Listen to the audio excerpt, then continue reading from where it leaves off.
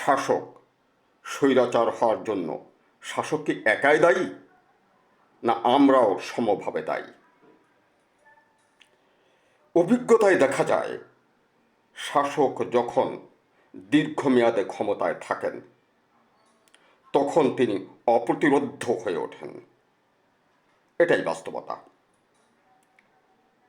তাই এক, একই শাসকের দ্বিতীয় মেয়াদের বেশি নির্বাচনে অংশগ্রহণের সুযোগের বিধান থাকা জাতির জন্য বিপদের কারণ হতে পারে।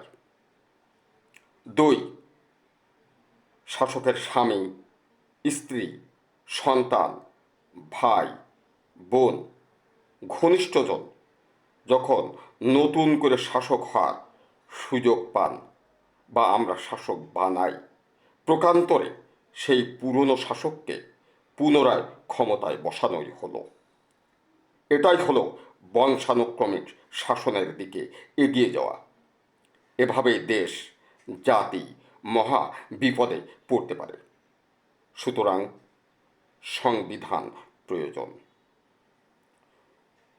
আমাদের সাবধান থাকা প্রয়োজন, যেন এত রক্তপাতের পর, প্রাণহানির পর আমরা সেই ভুল আর না করি।